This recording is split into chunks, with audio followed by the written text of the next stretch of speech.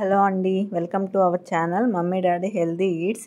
ఈరోజు స్పెషల్ వచ్చేసి strawberry ice cream అండి.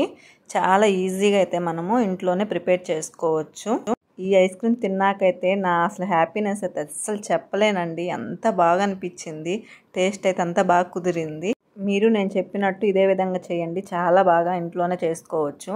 దానికైతే ఫస్ట్ కస్టర్డ్ పౌడర్ ఉంటుంది కదండి, ఇదైతే స్ట్రాబెర్రీ ఫ్లేవరు. మీకు దగ్గర ఏ ఫ్లేవర్ ఉంటే అదైతే యూస్ చేసుకోండి, ఏం పర్లేదు. ఒక 2 టేబుల్ స్పూన్స్ అలాగా దీన్ని వేసుకొని దాంట్లోనే మిల్క్ ఉంటాయి కదండి, ఆ మిల్క్ని ఒక 2 టేబుల్ స్పూన్స్ కానీ అట్లాగా కలుపుకునే విధంగా వచ్చేంత వరకు ఇలాగ మిల్క్ వేసుకొని సాఫ్ట్గా అయితే కలుపుకోవాలి, ఉండలు లేకుండా. నెక్స్ట్ 250 ml మిల్క్ నేనైతే ఇలాగా బాయిల్ చేసుకుంటున్నానండి.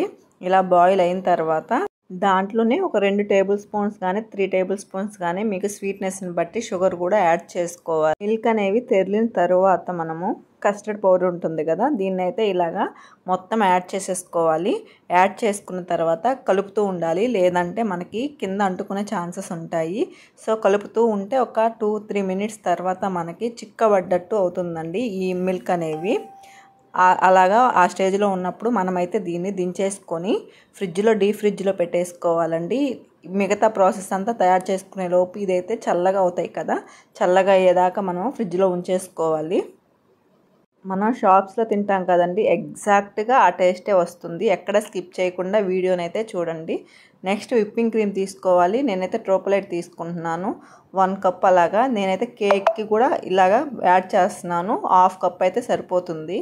ఇలాగ మొత్తం విప్ చేసుకోవాలండి. ఈ క్రీమ్ని అంతా బీట్ చేసుకోవాలి. మనకి కేక్ వస్తుంది కదా, అలాగే స్టిఫ్ పీక్స్ అయితే రాక్కర్లేదండి, స్మూత్గా ఉండాలి. పీక్స్ అనేవి పైకి లేచినట్టు లేచి కింద పడిపోయే విధంగా అంతవరకు బీట్ చేసుకుంటే సరిపోద్ది.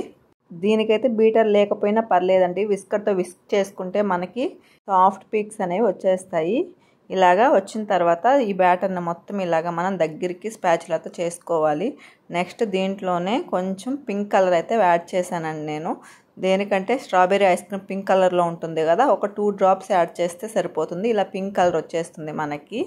ఆ తర్వాత మనం నెక్స్ట్ బాయిల్ చేసి పెట్టుకొని ఉంటాం కదా మిల్క్, దాన్ని కూడా అయితే యాడ్ చేసేయాలి. ఫ్రిడ్జ్లోంచి తీసేసి చిల్డ్ మిల్క్ యాడ్ చేస్తే చాలా బాగుంటుంది, టేస్ట్ అనేది స్మూత్గా వస్తుంది ice cream. Next milk made ఉంటుంది కదండి, ఒక 1/2 కప్పు మిల్క్ మేడ్ అయితే మనం యాడ్ చేయాలి. మిల్క్ మేడ్ కంపల్సరీ యాడ్ చేస్తే టేస్ట్ చాలా బాగా వస్తుందండి. మిల్క్ మేడ్ ఇంట్లో ఎలా తయారు చేసుకోవాలో కూడా నేను ఒక రెసిపీ అయితే చేస్తాను.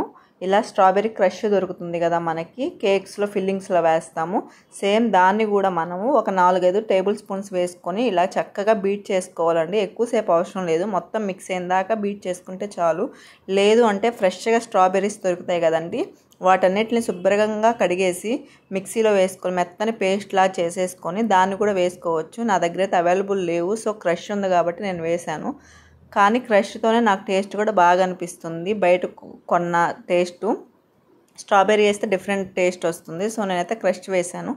ఇలాగా బీట్ చేసుకున్న తర్వాత మనం ఒక 8 బాక్స్ ఉంటుంది కదా, బాక్స్ కానీ డబ్బా కానీ ఇలా తీసుకొని దాంట్లో అయితే ఈ మిక్సర్ని మొత్తం పోసేసేయాలండి. ఐస్ క్రీమ్ ఇష్టం ఉండే వాళ్ళకైతే చాలా బాగా నచ్చుతుందండి, ఎందుకంటే బయట టేస్టే వస్తుంది. ఇలాగైతే ర్యాపర్స్ ఉంటాయి కదా, దీంతో అయితే మనం ర్యాప్ చేసేయాలండి, పూర్తిగా కవర్ చేసేయాలి. ఎందుకంటే లేదంటే పైన మనకి ఐస్ అనేది గడ్డగట్టినట్టుగా వస్తుంది, ఐస్ లాగా వస్తుంది మనకి, పైన అనేది స్మూత్గా రాదు. అందువల్ల ఇలాగ పెట్టేసుకోవాలి. ఒక 8 to 12 అవర్స్ మనం డీప్ ఫ్రిడ్జ్లో ఉంచేసుకోవాలి, ఓవర్ నైట్ ఉంచేసుకోవచ్చు. ఇలాగ తీసిన తర్వాత చూస్తున్నారు కదా ఎంత బాగా అయితే వస్తుందో మనకి. కొంచెం హార్డ్గా ఉంటుంది, తీసిన వెంటనే అయితే తీస్తే ఒక 2 seconds 3 seconds వదిలేసి తర్వాత తీస్తే మనకి స్మూత్గా అయితే వచ్చేస్తుంది ఐస్ క్రీమ్ అయితే. నిజంగా అయితే చాలా బాగుందండి ఐస్ క్రీమ్ అయితే. చాలా సింపుల్గా ఇంట్లోనే అంత కాస్ట్ పెట్టి కొంటూ ఉంటాం కదా, దానినే మనం ఇంట్లో సింపుల్గా చేసేసుకోవచ్చండి, చాలా ఈజీగా కూడా. నెక్స్ట్ ఇలా డ్రై ఫ్రూట్స్తో అండ్ చెర్రీస్ అండ్ ట్రూటీ ఫ్రూటీ వీటన్నిటితో కూడా మనం ఇలా గార్నిష్ చేసేసుకోవచ్చండి. ఇంట్లో అయితే మనకు నచ్చినన్ని ఇలాగ వేసుకొని తినొచ్చు, చాలా బాగుంటుంది టేస్ట్ అయితే. డ్రై ఫ్రూట్స్ ఎక్కువ వేసుకొని తింటే నాకు చాలా ఇష్టం అండి ఐస్ క్రీమ్ అంటే. కానీ ఇలాంటి ఐస్ క్రీమ్స్ మనకి ఇక్కడ చెన్నైలో అయితే దొరకవు.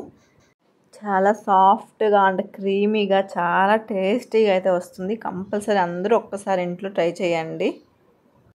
ఇక్కడ దొరకట్లేదని నేనైతే ప్రిపేర్ చేయడం స్టార్ట్ చేశాను. చాలా ఎగ్జాక్ట్గా అదే టేస్ట్ అయితే వస్తుందండి. చాలా బాగుంటుంది టేస్ట్ అయితే.